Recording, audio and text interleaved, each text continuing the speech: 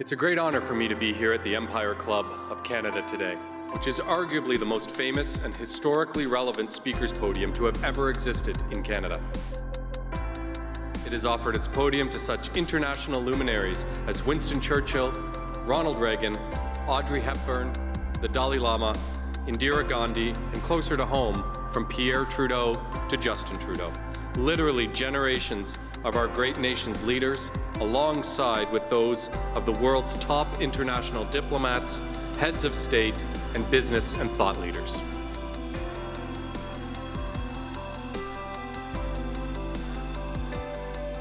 It is a real honor and a distinct privilege to be invited to speak to the Empire Club of Canada, which has been welcoming international diplomats, leaders in business and in science and in politics. When they stand at that podium, they speak not only to the entire country, but they can speak to the entire world. Please rise for the Soul Power Choir's rendition of our national anthem.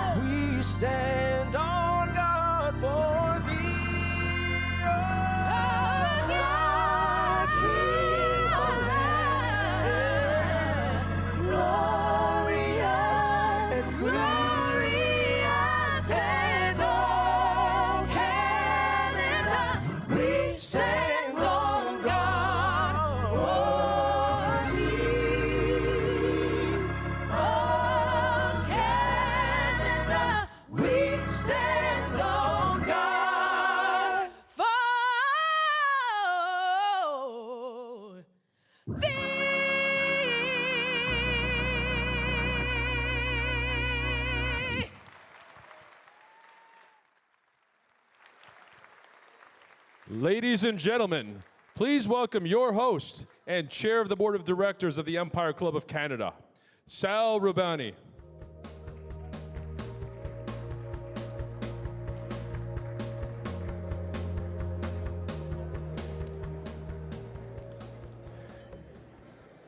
Just going to check the time. Well, good afternoon. It says good morning, but welcome to the 120th season of the Empire Club of Canada. My name is Sal Rubani, and I'm the chair of the board of directors of the Empire Club of Canada. To formally begin this afternoon, I want to acknowledge that we're gathering today on the traditional and treaty lands of the Mississaugas of the Credit and the homelands of the Anishinaabe, the Haudenosaunee, and the Wendat peoples. We encourage everyone to learn more about the traditional territory on which you work and live. The Nation Builder of the Year Award celebrates and provides a platform for extraordinary individuals building Canada's national identity and making significant contributions to this great nation. On behalf of the Empire Club of Canada, it is my honor and pleasure to recognize and celebrate today one of the most inspirational business leaders in our country, Wes Hall.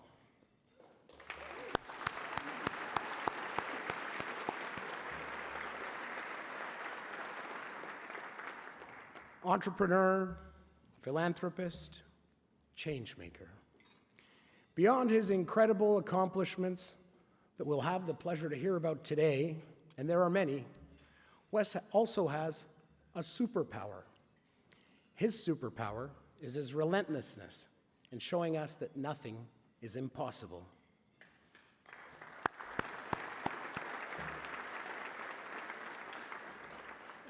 When others said this isn't possible, Wes Hall said, "We will find a way."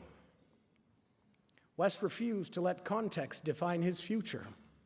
In 1985, when he was 16 years old, he came to Canada from Jamaica and set about becoming a businessman.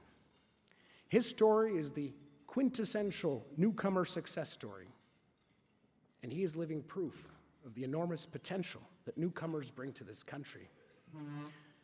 When others said, "It's not my problem," Wes Hall said, "Bring it on." Wes is one of the most powerful and constructive voices for diversity, equity, and inclusion in Canada.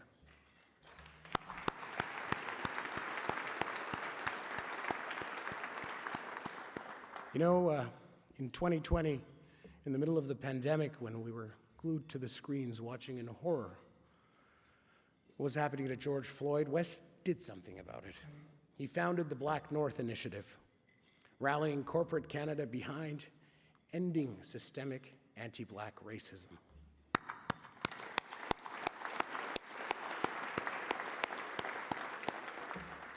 Most recently, he also founded We Shall Investments, a private equity firm with a diverse portfolio of companies, predominantly supporting BIPOC entrepreneurs. When others said that's good enough, Wes Hall said, "We can do better." He built a business from scratch, scaled it, and brought it to the top. Kingsdale Advisors is today one of the most prominent shareholder advisory firms.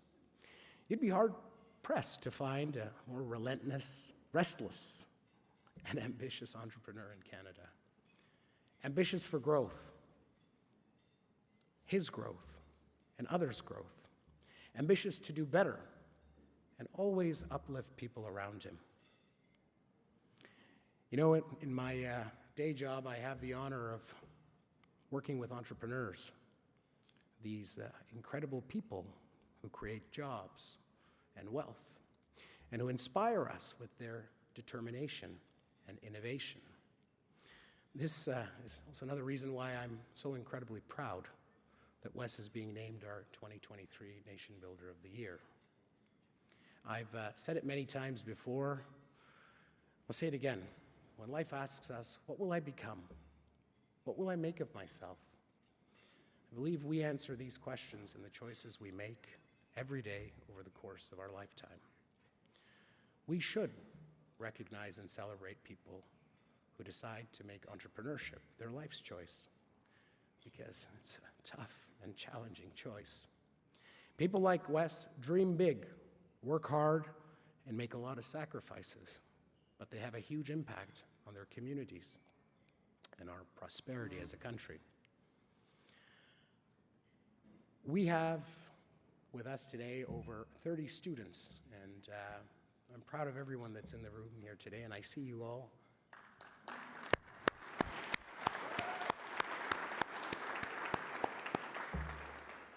30 students from the Toronto District School Board, from Lester B. Pearson Collegiate Institute in Scarborough, from post-secondary institutions, Toronto Metropolitan University, University of Toronto, there you go, George Brown College, and Humber College. I love it. I also wanted to make note that the Empire Club proudly sponsored a copy of Wes's book, No Bootstraps When You're Barefoot, for every student here in the room today. I hope you enjoyed the read. And to those students, my dear colleagues, you have a wonderful journey ahead of you. We hope Wes's story motivates you and inspires you and shows you that nothing is impossible. Listen to his advice from his struggles and successes. Then make your own bold and purposeful life choices. Find your superpower, and hopefully one day we will cheer for one of you on this stage right here. Thank you, guys. The Empire Club of Canada is a not-for-profit organization, and we'd like to recognize our sponsors who generously support the club and make these events possible and complimentary for our online viewers to attend. Thank you to our VIP reception sponsors, BLG, Dream, George Brown College, Norton Rose Fulbright, Scotiabank, Spotlight Development, and Toronto Metropolitan University. Thank you.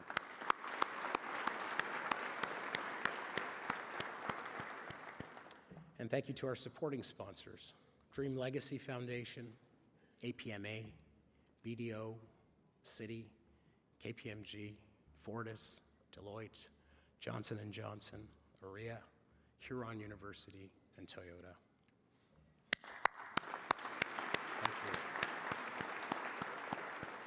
And thank you also to our in-kind sponsor, Humber College, and thank you to our season sponsors, Amazon Web Services, Bruce Power, and Hydro One.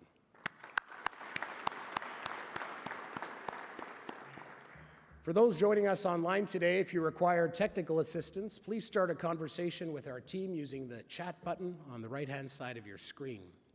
It is now my pleasure to introduce what other Canadians have to say about Wes's achievements and impact. Please welcome to the stage the Honorable Justice Donald MacLeod.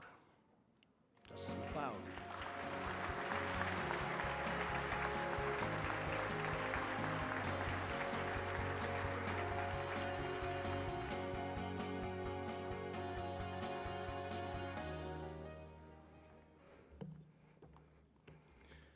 Good afternoon, everyone.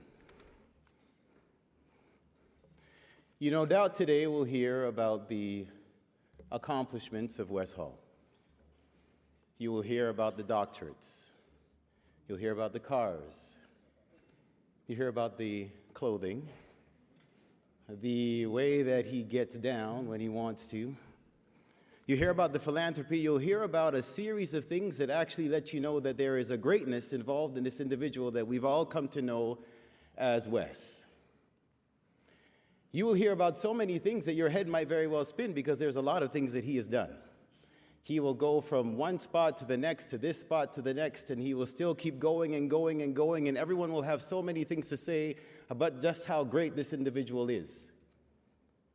I'm here to give a testimonial, and I will start by saying none of those things matter to me.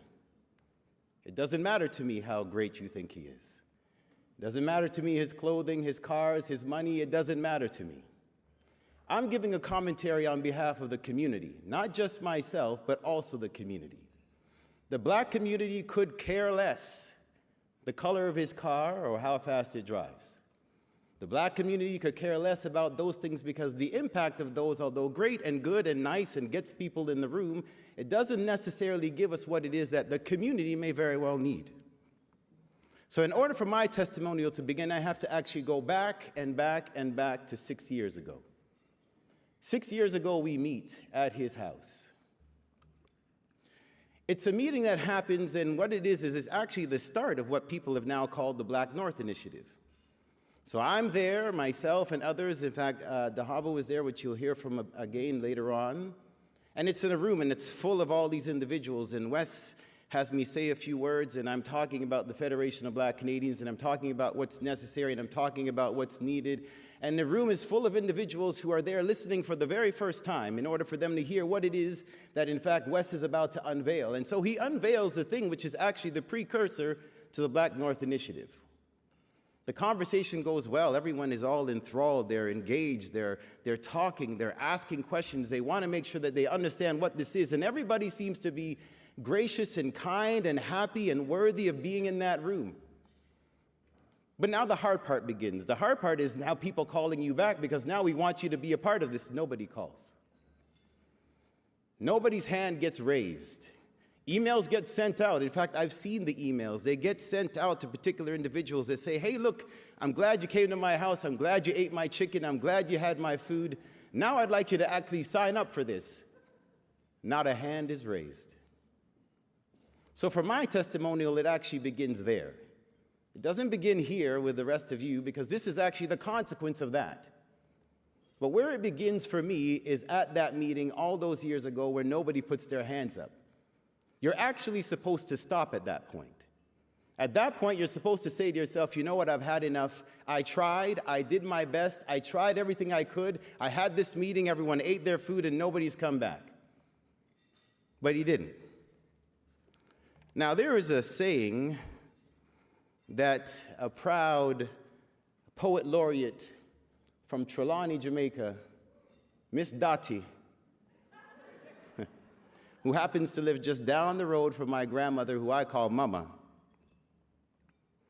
She says, if you want to do good, you know as if you run. I'll say it again, but I'll say it this time for you guys. If you want to do well, you're going to have to work so hard that even your nose would run. Said the way that we know, your nose have to run. Now, what that meant was that if you are going to work hard, it doesn't matter what it is that's in your way. Only working hard is what makes your nose actually run that way. Nothing else. You can't sit down in air conditioning and think it's all going to happen. And Miss Dottie was right. And so when I say this testimony, I say it from the perspective that I think that Wes is persistent. And that's what I think is important. Now, I actually decided that I would write my definition of what I believe this persistence is. It's the ability to push past the collective naysayers in order to realize on an expected outcome. So other people are going to say no. Other people are going to say you can't do it. It's a chorus of individuals that will actually come out and let you know just how bad this idea really is. But in order for you to push past that, the persistence that's required means that you will push past irrespective of what others have to say, and that's what my testimonial is. My testimonial is the suggestion that it didn't matter how it finished. It mattered to me how it started. It didn't matter to me what it looked like when I was in this room with all of you. What mattered is when we were sitting down wondering why nobody responded to the email. For me, it doesn't matter how well you shine after you've been polished.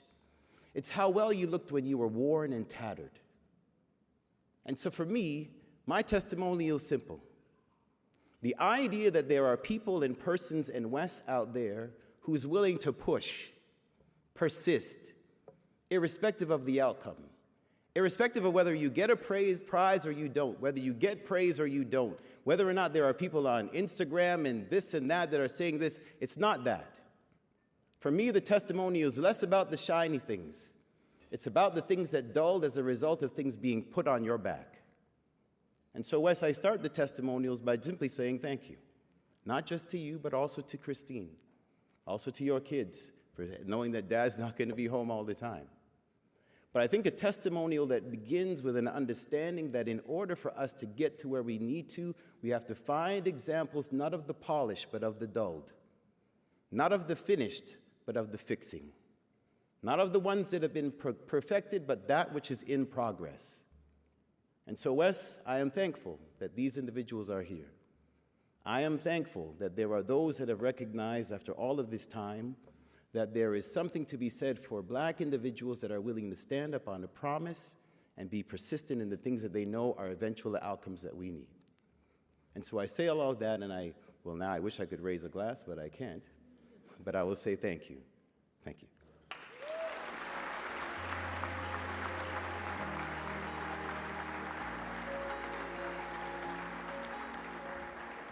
Thank you, the Honorable Justice McLeod.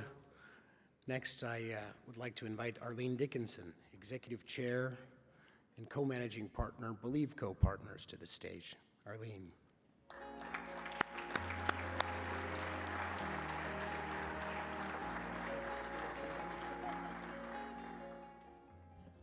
Why do I have to follow that?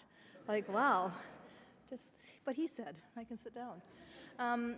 All right, so persistence. I have a different story about Wes, and I want to start with, when you get older, you don't make friends easily. You don't make friends easily because you don't have that much time, and you're very precious with it, and you want to spend it with people that matter to you. And you don't really want to invest in new relationships quite that easily. So when I first met Wes, he came on the show, and I looked at him, and I went, okay, like this guy's here for the TV. And I thought, like he's flashy, he's out there. And then I started to talk to him, and I knew instantly he was going to be my friend. As soon as I spoke to him, I realized that this was a man who had shared humble beginnings, the way I understood humble beginnings, who had a shared sense of purpose in terms of listening to the entrepreneurs, not just being there for the television, but caring what they were saying, who wanted to do the right thing and did it with some flamboyance, but because that was actually what got him the attention he needed to divert it to the right thing.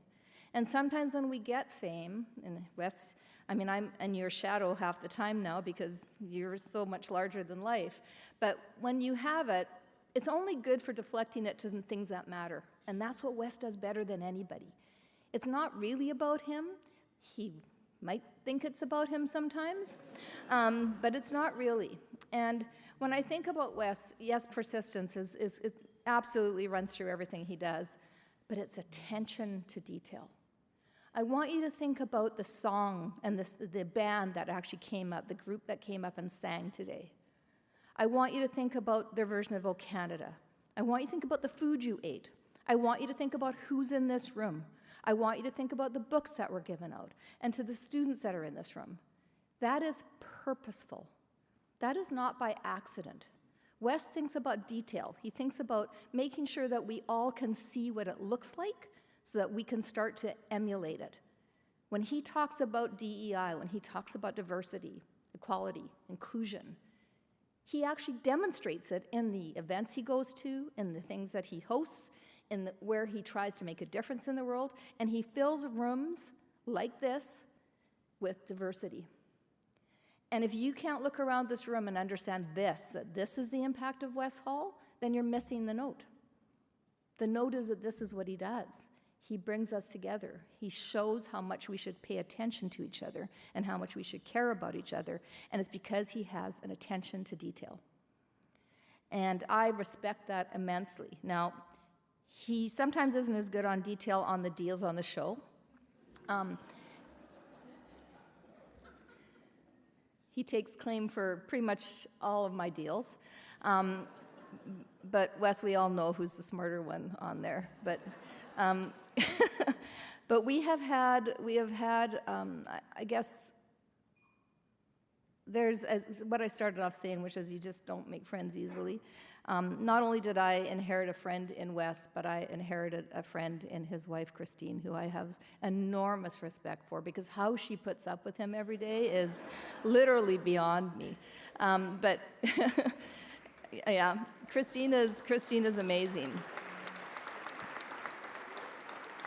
And it does take a village. His children, Breton, you're here, you're just you're such a great example of all the values that your mom and dad have taught you, and it's demonstrated in everything you're doing. So you not only have built a great business, you will not only have managed to raise an amazing family and have managed to have a lasting marriage and a lasting relationship with the people you care about, you have built and helped build Canada. And I can't imagine anything more important. And you've done it by helping entrepreneurs succeed and by showing us all that it doesn't matter where we came from. It doesn't matter the color of our skin, the gender of our race, our race. It doesn't matter any of those things. What matters is who we are, how we show up for each other, how we contribute to our country, and how we lead. And you, my friend, lead better than anybody I know. Proud to be your friend.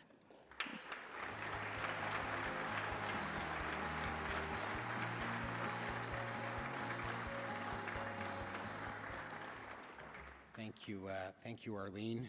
I now would like to invite Waleed Sullivan, Global Chair, Norton Rose Fulbright, to the podium. Waleed.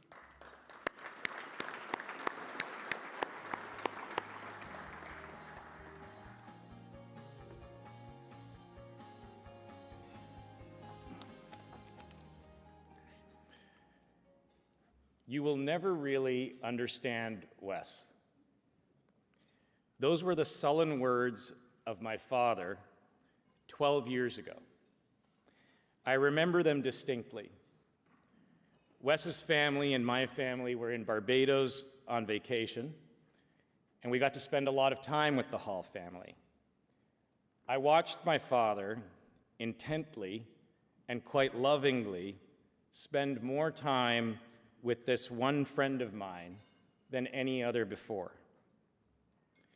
My father's upbringing in Egypt had many parallels with Wes's story. Those words of my father came about a decade into my friendship with Wes. And like most sons, I dismissed them at the time. This was, of course, one of my closest friends at the time, and of course, I understood him. It took another 10 years when Wes's book came out, and I proudly, routinely referred to him as my best friend, that I realized the old adage of how much smarter your father becomes the older as a son you get.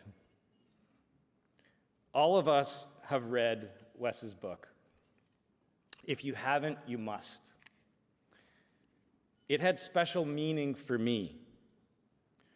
While I had heard most of the stories in the book over the years of our friendship, I could not put the book down. I read it straight without break for 6 hours. I broke down many times while reading that book. My father was right. My experiences, as challenging as I thought they were, did not really enable me to ever really understand the man I had become accustomed to calling my best friend. And maybe that's actually the biggest takeaway as we reflect on Wes's story. Seeing another human being in a point in time cannot tell their story. To truly understand a friend, they must be willing, as Wes has, to tell their story, to tell it vulnerably. And it takes the capacity in all of us to actually listen, not to what we want to hear, but between the lines of what is being conveyed to us. There are no words that can explain the pride I have in Wes and his family. Wes is a leader, a wise man, a family man, a man who takes his faith as seriously as he can. Being in his and his family's proximity is one of the biggest blessings of me and my family's life. Now, if my wife Dina was here, at this precise moment, she would run to the microphone. She would literally walk onto the stage, grab the microphone, and shout, "Let me tell you about Christine." So let me channel the words of Dina as best I can. And she literally says this: the real hero of this success story is Christine Hall. First off, and I want to be very clear, Wes loves this woman dearly, but those who know, he is legit scared shitless of her.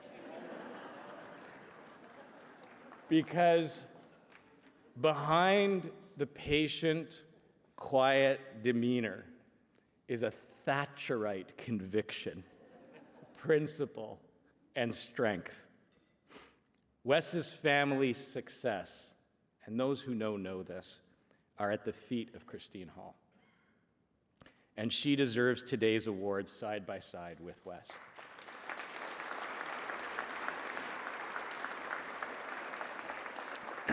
Wes, to you and your family, congratulations. To everyone here, I promise you, God willing, this is the first of many celebrations of this family we will have for decades to come. And I just added this. It wasn't in my written notes, but I'll tell you, as we sit here, it's remarkable to me, just a few years after George Floyd, just a few years after Black North, I can't believe we are reading people talking negatively about DEI again. I can't believe it. And if there's one thing that we're all gonna do, Wes, not to just celebrate you here, is we're gonna continue down that march with you, notwithstanding when it becomes cool or when it becomes popular. God bless everybody. Thank you very much.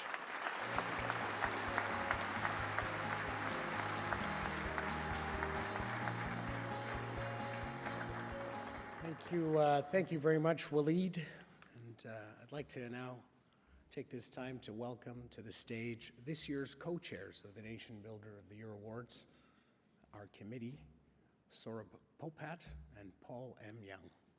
Gents.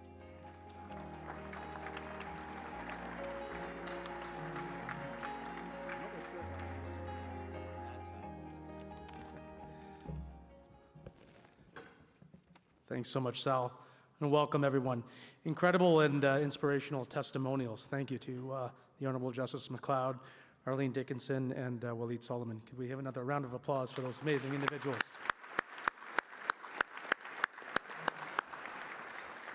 My name is Saurabh Popat. I'm the co-chair of today's event, along with my esteemed colleague, Paul Young. It's a real honor for me to be here today as a co-chair, not only in my capacity as a board member of the Empire Club of Canada, but somebody who's truly inspired by Wes's personal and professional journey. His journey as an immigrant to Canada from Jamaica is nothing short of remarkable and embodies much of what we recognize in a nation builder. There are so many of us here today, online, around the country, myself included, who immigrated to this diverse and welcoming country. But Wes's background is truly exceptional, given the seemingly insurmountable challenges that he overcame.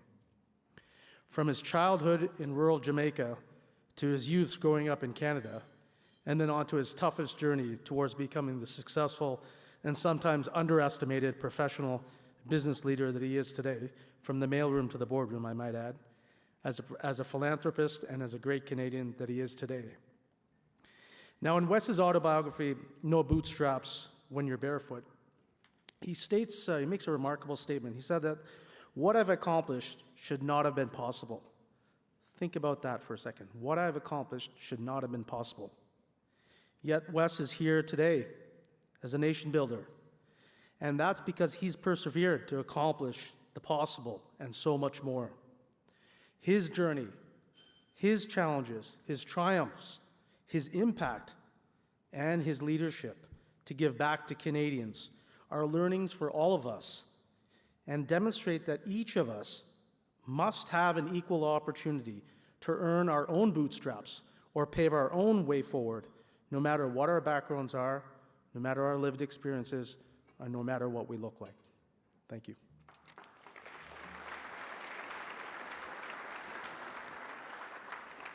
Thank you, Saurabh. It is clear why Mr. Hall has been chosen as the 2023 Nation Builder. Congratulations, Christine. Please accept my congratulations both. It has been an honor and a pleasure to co-chair this event. Thank you so much. Before I start my remarks, I want to thank the Board of Directors, the Nation Builder Selection Committee, and the Empire Club staff who've worked hard to put this event together. And thank you to the many sponsors for their financial contributions, and especially you, the audience, for your presence to celebrate this special day. Wes's character and testimonials as a nation builder is very inspirational to me. My family's immigrant story to Canada is very similar to many Canadian stories. In 1949, my grandfather came to this country to avoid political persecution from the communists. My dad, who's here today, arrived from Hong Kong in 1957 as a student and became a child psychiatrist. My wife's family also immigrated to Canada in the 1980s for a better life. Although life in Canada was not always easy. It was based on hard work, 365 days a year and almost 30 years of working in a restaurant. Persistence, perseverance in the face of many social and economic challenges similar to yours. As a second-generation Canadian, our country has come a long way. And I look at this diverse audience with pride. All of us here, as Canadians, each with our own stories, are gathered to celebrate Mr. Hall as a successful Canadian entrepreneur who has been both a force of change and inspiration. As a country, we are headed on the right path, and nation builders such as Wes will continue to help lead the way. I would now like to invite Sal back to the podium to present the Nation Builder of the Year award. Thank you.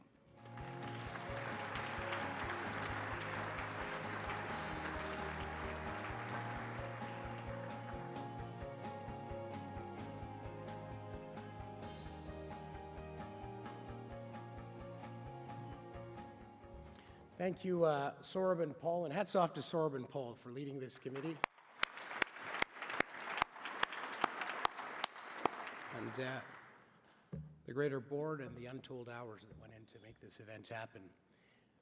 It's my absolute honor and pleasure to present the 2023 Nation Builder of the Year Award to Mr. Wes Hall. Congratulations, Wes. The little boy who left Jamaica in 1985 would be proud to see you on this stage today.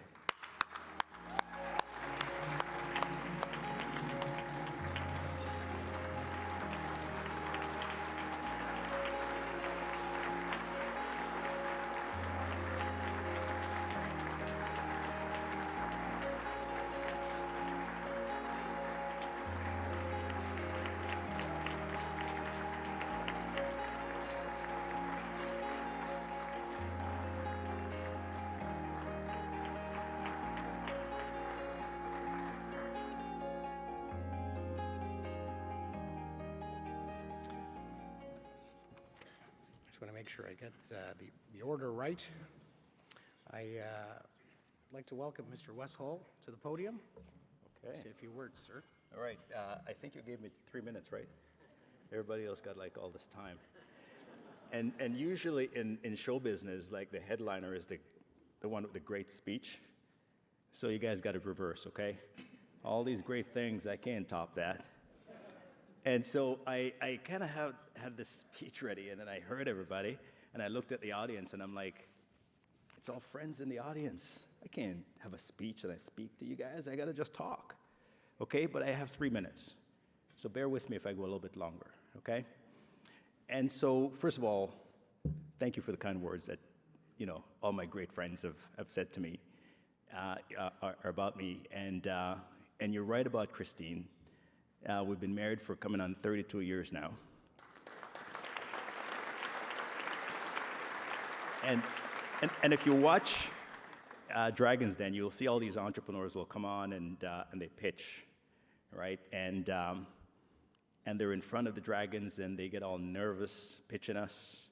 They forget their lines, okay? The biggest pitch that I had to make in my life was pitching Christine to mortgage the house so I can get $100,000 to start Kingsdale. That's the biggest pitch I had to make. It was tougher than pitching any investor in the world because we had 3 kids at the time, and we had a house. And I had a pretty decent paying job, and I told her that I wasn't happy. She heard all the stories that I came home with, what I've experienced, the times I've been overlooked, the times that my credit was taken away from me and given to somebody else, the times that people tell me that I don't deserve the paycheck I was making. She heard it all.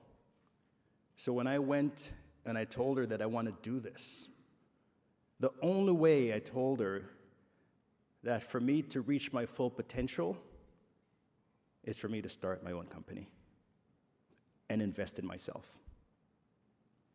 And she said, I'm going to invest in you. And she said, go mortgage the house and do what you need to do. Okay.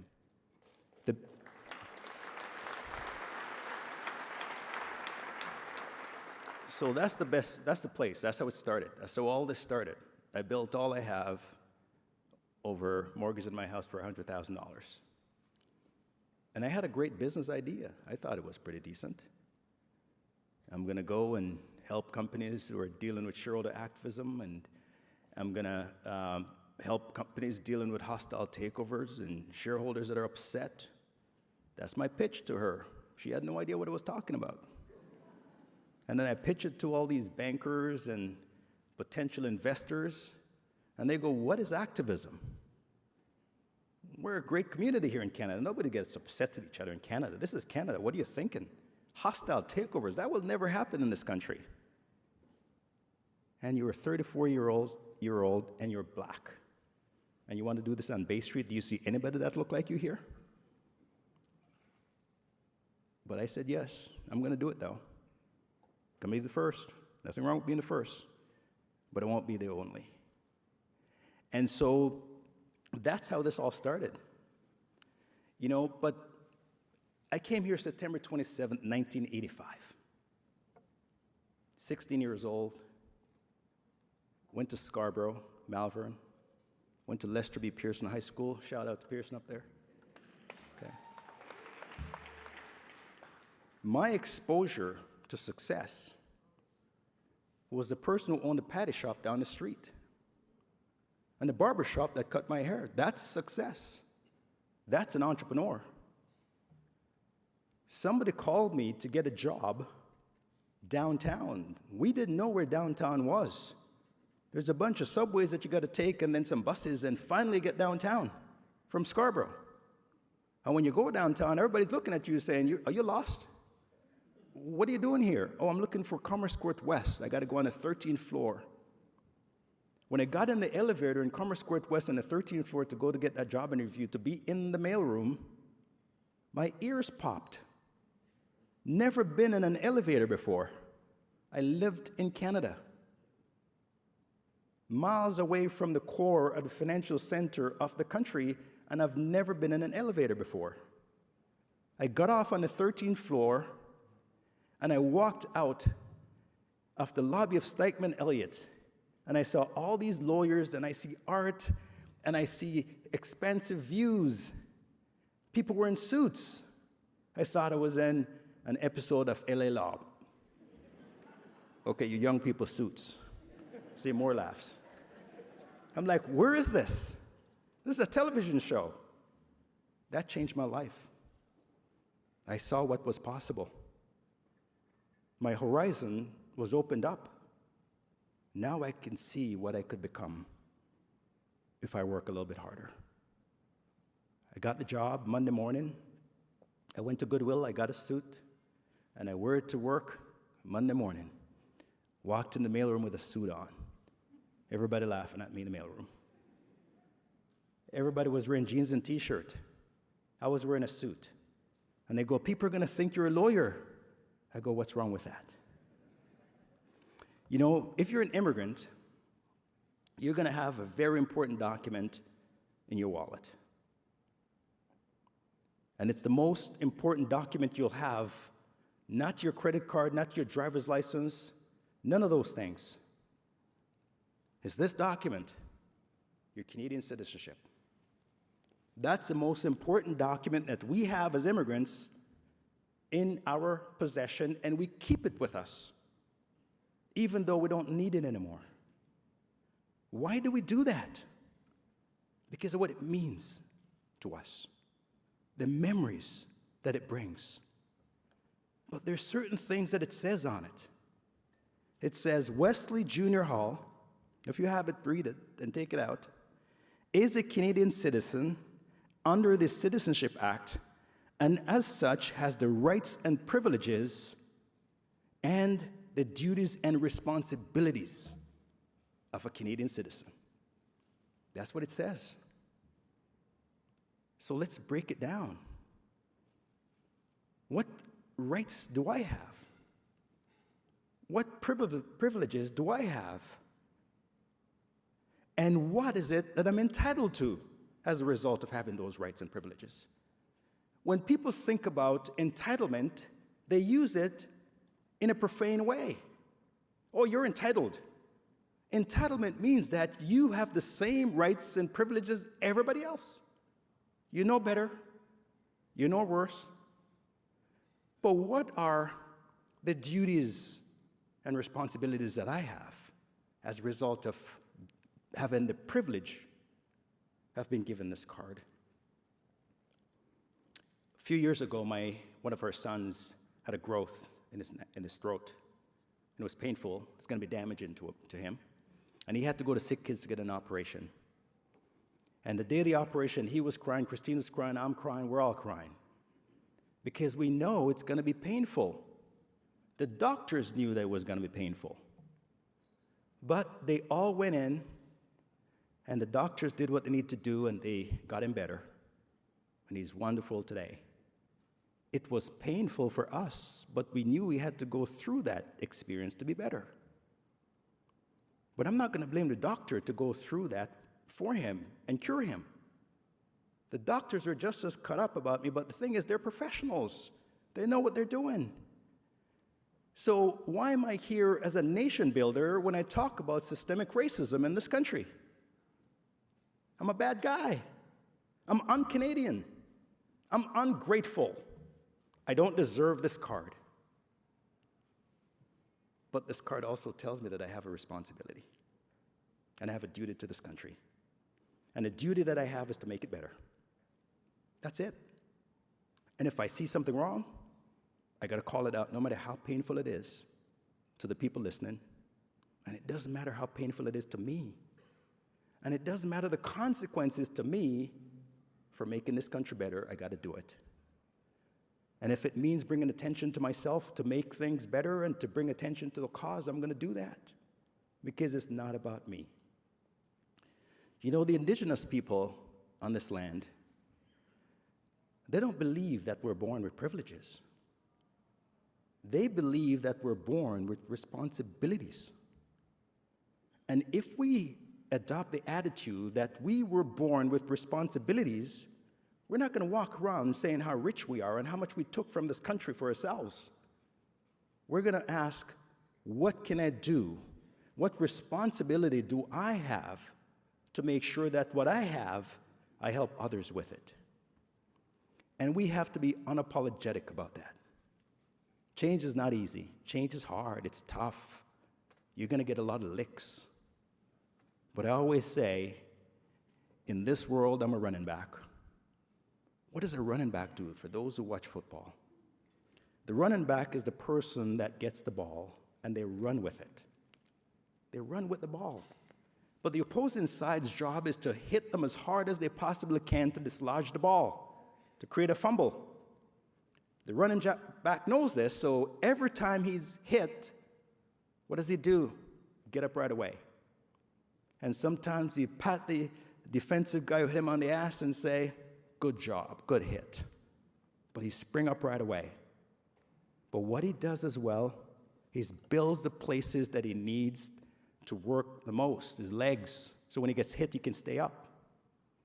The other thing that he does is he looks for holes in the defense and exploit those holes. The holes that created for me was 2020 when George Floyd was murdered. When I go, I got to do something about this. There's the hole. Nobody was listening before that. As Don mentioned, nobody returned the email before that. You have to exploit the holes. But the other thing that you also need as a running back to advance the ball are blockers. People that you run behind to advance you down the street, down the field. Those blockers are the allies that sign the Black North Pledge and go, in my organization, I am going to do something about this, and I'm going to change how things happen in this country. Those are my blockers. And this country is better off for them.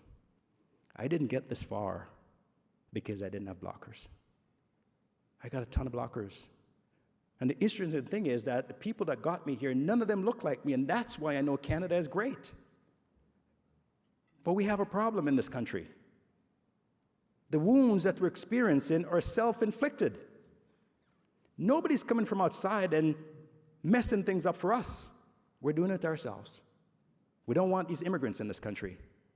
They're taking our jobs. They're taking our homes. They make it more expensive for us to live. So let's just block them. Keep them out. It's all self-inflicted. You know, when I go to Italy, one of our favorite places to vacation, and I go to this town that we go to, my wife and I, they speak no English. And I have to, they say, where are you from in Italian? And I go, io sono canadese di Toronto. I'm Canadian from Toronto. And they, hey, canadese, sì, sì. If I say, io americano, they're like, Americano. Why do people respond to us in that way? Because they're fond of us. They think we're great. We have an open border. We're not xenophobic. They love us. We're changing that because we're emulating some people south of the border. So this unraveling of DEI, where did it come from now? South of the border. And we're embracing it here. Self-inflicted. We got to let the rest of the world know that we're leaders. We're not followers. We don't follow the United States. You remember we used to say something happened in the States and 10 years later it comes to Canada? No, it's now happening in a day, 2 days, overnight. We can't follow those people. No offense. We have to set our own path. So, Sal, you're the man, first of all. The selection committee, thank you. But all my friends in the room and all the people who I will be friends with later on, thank you for coming and celebrating this amazing occasion with me. Thank you.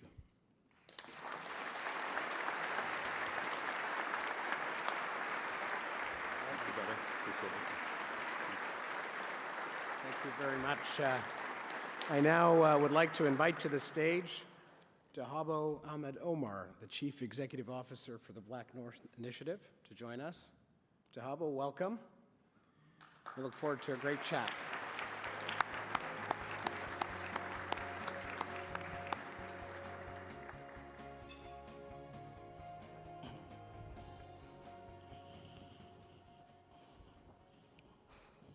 We've never done this together.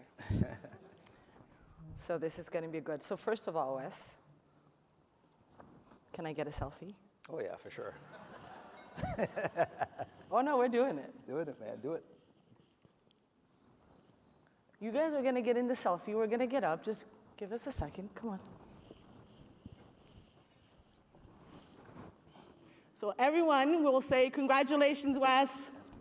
1, 2, 3. So I am excited to be here because Wes and I have been working together now for almost 4 years. Yep. I'm going to ask you a few questions today.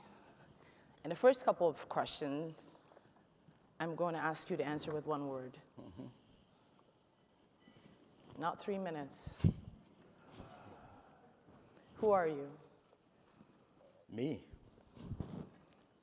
What does the future look like for you? Extremely bright. 2 words. Bright. What makes you hopeful? Julia Vassal, but that's 2 words, my grandmother. What drives you? Seeing how far I've come and how much more I can accomplish. And what do you think about at the end of the night, every night? I don't deserve this.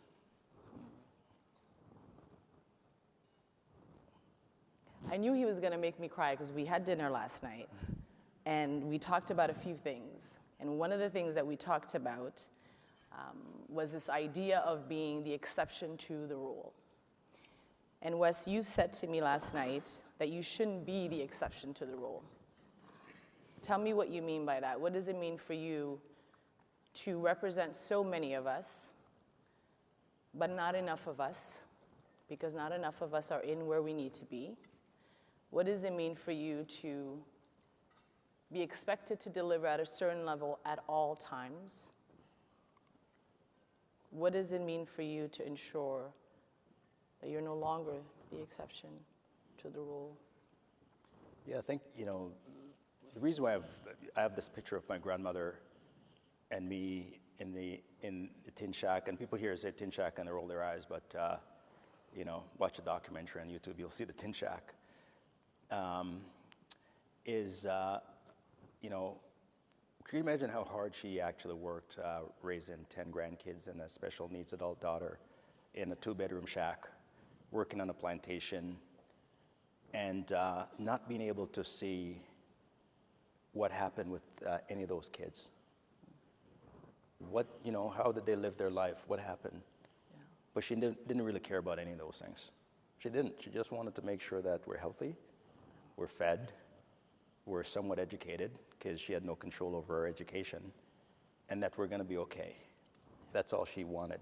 So the bar that she set was so low that every time I look at what I've accomplished, I keep on looking at that picture on my desk and I go, wow, you know, I wish you were here to just kind of take a look at just emulating you, what it did for me, at least one of the kids. We've talked about our parents and grandparents a few times. And I'm going to take you back to 3 years ago. If you remember, I was driving, I was on the highway, I called you. And I was so tired. Like emotionally, I was drained. Physically, I couldn't feel it anymore. I think people sometimes forget that those of us that do this kind of work are also Black while fighting to be Black. And so there's this thing that happens. It's like this out-of-body experience almost. Where you've got to pretend for a moment to be something that you're not, even though you know that you're Black. And I called Wes. And it was a total random call, but he picked up my phone call. And I was crying. And I think the biggest part of that conversation for me in that moment was, I just need to talk to someone who understands this and won't see my tears as weakness. Tell me what you felt when I called you. Well, first of all, I remember the situation and why, you know, like, yeah, when you're in the struggle and you're experiencing systemic racism, nobody really understands it, you know? And I say to people that the more successful Black people in this country experience the most systemic racism because they always find themselves in places that no other people like them have been. And so they're trailblazers, but they get the most licks. And so when you took on that responsibility to deal with the issues on systemic racism, you weren't just taking hits from other communities, you were taking hits from our community as well. How dare you do this work? Who appointed you, God? Who appointed you leader of our community? And you know, somebody has to understand what you're going through when you hear that. And you have to be reminded that you're not doing it for you. You're doing it for people who appreciate it. And even though the people who don't appreciate it say negative things, ultimately, deep down, they know that they're benefiting. But critics are critics. They can't help themselves. That's their job. Destroyers are destroyers. They're not builders. It takes a different skill to build than to destroy. And so every now and then, when you're down, you just have to be reminded of that. And at the end of the call, I felt fantastic, and my tears were gone. And Wes has always been like that. He's been the kind of guy who's like straight to business, right? He'll tell you, leave it with me. When Wes tells you, leave it with me, that means I got this, and you never have to talk to me about it again. And I'll take you back even further now. I remember you calling me this time around. And this is the first call that Wes made to me before everything started. And I have to tell you guys, the reason for the call was I had gone through a very extensive recruitment process, and Waleed and others that are in the room will tell you how extensive this was. And he calls me and he's like, Dahabo, you got a minute? I said, yeah, of course. Of course I've got a minute. I'm waiting to hear if I've got the job. But I thought I was gonna hear, you've got one more interview to do. He tells me, you know, we met and we think you're great, you know, and we believe that you have the skill sets that we need and you understand critical, you know, these issues around systemic racism and you have the public service experience and you've got all of these things. When someone starts off a conversation with all the fantastic things, you know the shoe's about to drop on you. I was at a doctor's appointment. So I said to myself, if he tells me I don't have the job, I'm at the right place to faint and we'll be good. Do you remember, because I have to say, there's a dream come true moment, right? And we've all had it at some point in our lives. And if you think back to your own lives, you'll probably realize that. that there's a moment where something shifts and you realize your dream has come true. So Wes was part of my dream come true. Do you remember what you said to me? Tell me. For the very first time I heard, we have selected you. For the very first time I heard, we believe you're going to be able to do this. For the very first time I heard, you are the right person for this job. For the very first time, someone believed in potential. And so you and I have talked about this, the realities around Black people, unfortunately, not being where they need to be because opportunities have not been accessible to them. So tell us a little bit about what does it mean for you to be the moment of a dream come true for so many, because I'm just one of many. There's so many people that you have turned the page for. So what does that mean? What does that mean for you? How have you been able to be part of so many dreams? First of all, let's go back to your interview. So she went through the most rigorous interview of anyone, anywhere, okay? The first interview was with me. The second interview was with Victor Dodig, the CEO of CIBC. The third interview was with Rolla Dagger, this time the CEO of Cisco. The fourth interview was with Prem Watsa. The fifth interview was with Waleed Solomon, okay? Most people would never be able to survive all those interviews, okay? Because these are also very diverse people that were running very different organizations. One was running a big bank, one was in a major entrepreneur, one was running a law firm, one was running a multinational company. And it was all we all came back and, okay, let's compare notes. And the note was, yeah, this is the person for the job. And it wasn't not because, oh, she's a Black woman or she's this or she's that. It was just, she was just capable of getting the job, so she got the job. So, but who's better off for it when we make the right decision in terms of hiring? The person who's hiring. It's not the candidate. It's the person who's hiring because they improve your business. They make your business better and they put more money in your pocket and they create success. So why is it that we always look at it to say, you're so lucky I hired you? We're lucky we hired you because the organization is still going strong.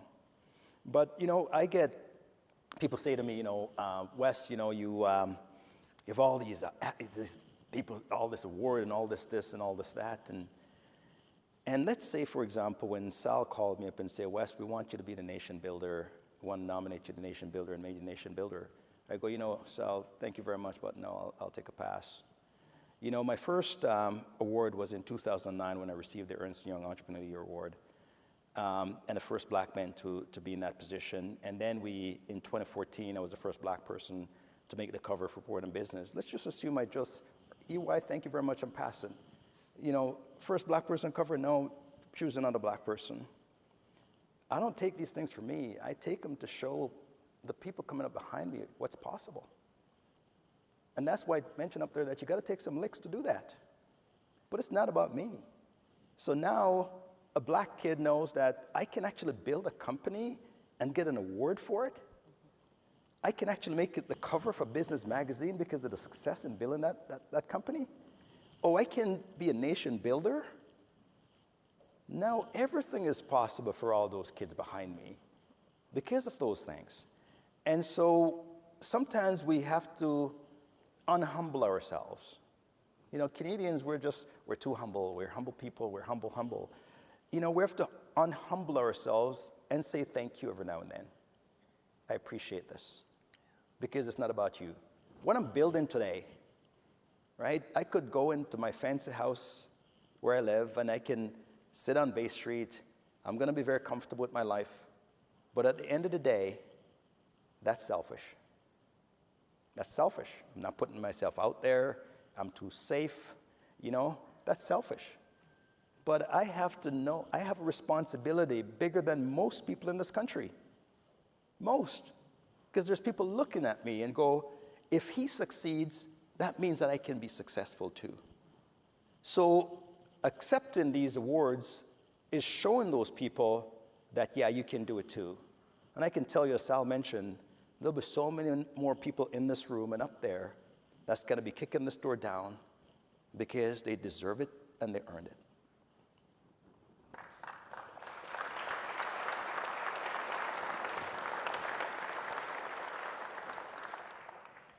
You're going to have to explain to everybody what licks means, by the way. A Jamaican term, that man. These are the moments I wish I was Jamaican, because I would love to be able to respond to that, but I'm going to need either Justice McLeod to come up here and do this. But, you know, I think a part of what you just said there is really, really important, and we've talked about this. You know, if ever you've seen Wes's presentations in the past, there's this one slide that you'll always see, and it's a slide that some may say is showing off, right? This idea of showing off. And then there's others who would probably say that's absolutely breathtaking. And I'll tell you the slide. He's wearing this blue suit, full blue suit, and around his body are all the awards that he's ever received. Right? And I said this to you the other day around the idea of being seen, of being recognized, the idea of being a part of something that is now in history, that's been documented. I was looking at the pamphlet on our table and thinking Wes Hall's name is on here, and right there it says Nation Builder.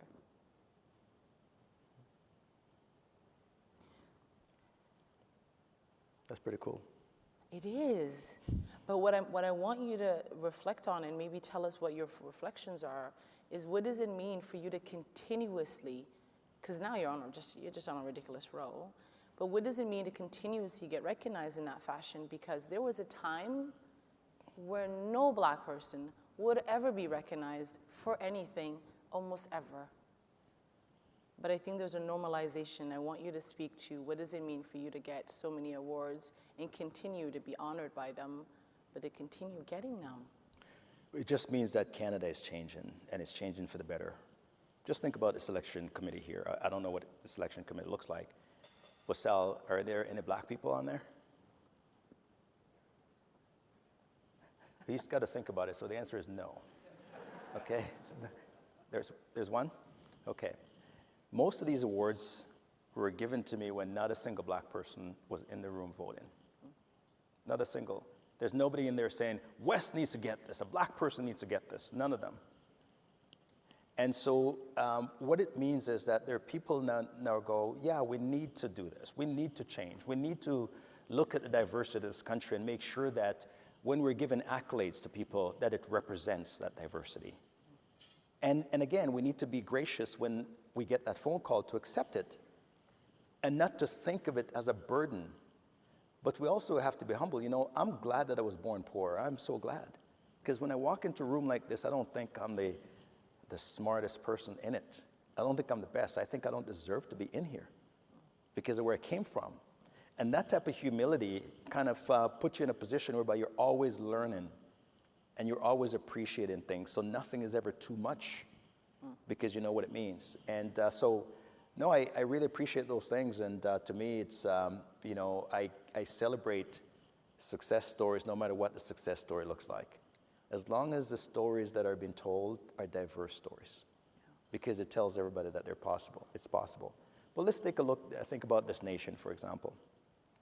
You know, in this country, 48% of the women in the federal prison system are Indigenous women. 32% of the overall prisoners in the federal prison system are Indigenous people. They represent 5% of the population. As a nation, that's a problem for us.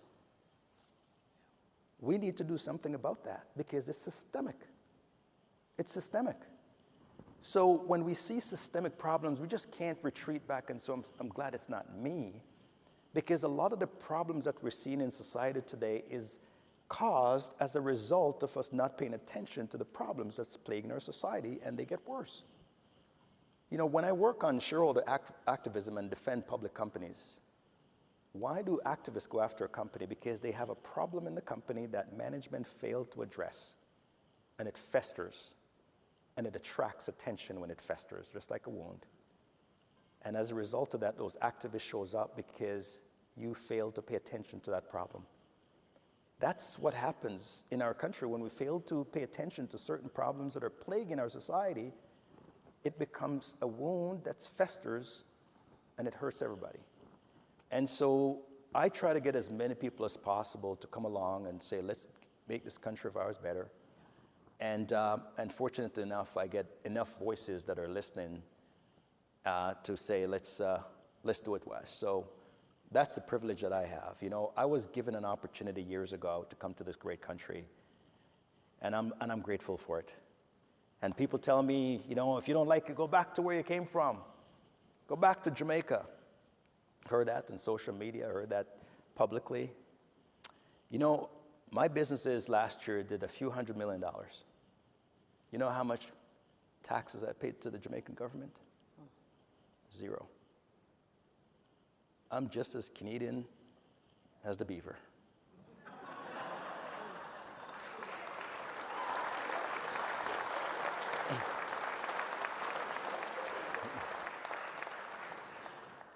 So one of the things you just talked about was this idea of having a collective when there's a call to action. So a couple years ago, you started Black North. What do you think about Black North today? And look, I'm like the CEO, so No, I think excited to hear this. that, again, the negative DEI movement in the States, we haven't really seen it in a big way here, but we're hearing it. We're hearing it.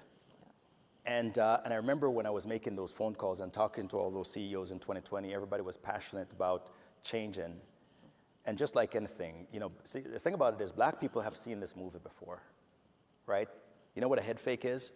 Yeah. When you're playing basketball, is when you're dribbling the basketball and you go up but you didn't move, and the person jump, when you jump up, you got the foul or you get the basket, right? It's called a head fake moment for us, right? In the 60s, we saw it with Martin Luther King Jr., and people say we have to change this because you can't treat black people this way. We saw it in the 70s. We saw it in the 90s with Rodney King when he got beaten, and people say you can't treat black people this way. People go back to normal. And we see it in the 20s. Every 30 years, we get this head fake moment. And here we are, 2020. We're getting a head fake again. And so shame on us if we fall for that head fake and get the foul. Shame on us in the black community. And it's not about the black-white or race issue. It's to say it's just unfair to treat people this way. It's just not fair. And we're not calling it out because we wanted to poke people. We're just saying we're better than that in this country. We are better than that because this country created me. So I'm really proud of the work that so many leaders, you know, there's 500 companies that signed the Black North Pledge. And of all the 500 companies, only one fell off the list. Only one, okay? And so I am very proud of what you're doing, what the team at Black North is doing, what our pledge signers are doing collectively within the organization. Not everybody's running at the same pace, but we've done so many great things in a very short period of time in this country, and we just got to keep the momentum going. Yeah. And we talk about it all the time, this idea of keeping the momentum, keeping it relevant, because we don't, like Wes said, we don't need another George Floyd, right? We don't need another moment like that. And so this idea of being disciplined in the work, and I know your definition of discipline is waking up at 4 in the morning every morning. So tell us, what does it mean for you to be a disciplined man? So a smart man said, define discipline as such, doing something that you hate, and you're doing it so well that it looks as if you love it. You know who the smart man was? Wes Hall? Mike Tyson. Okay. All right? That's how he defined discipline. Doing something you hate so much, but everybody looking at you go, this guy loves it, or this person loves it. And that's what it is when you're doing hard work like this. People think you love it. People think it's great, and they should, because you want them to join you. If they see it look really hard, they don't want to join you. So you have to look doing difficult work, doing so well at it, that people go, man, Wes loves this thing.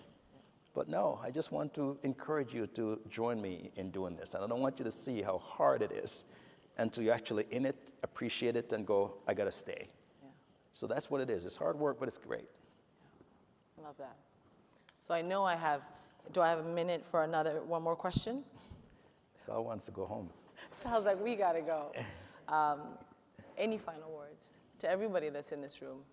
Well, you know, I'm really glad to, again, for all of you to join me today in celebrating this occasion. And Sal and the selection committee, thank you very much for doing this. Listen, we have a great country here in Canada. I love it here. I look forward to coming home every time I vacation in different parts of the world. And my job is just like it is on my card. I have a responsibility and a duty to make sure that the way of life that we know and love, that is protected as Canadians. So thank you again for this honor. Appreciate it. Thank you.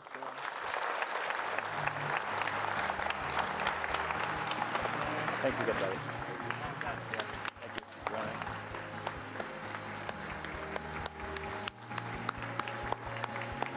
Thank you. Thank you for your time and expertise, Dahabo. Thank you to our special guest and award winner, Mr. Wes Hall.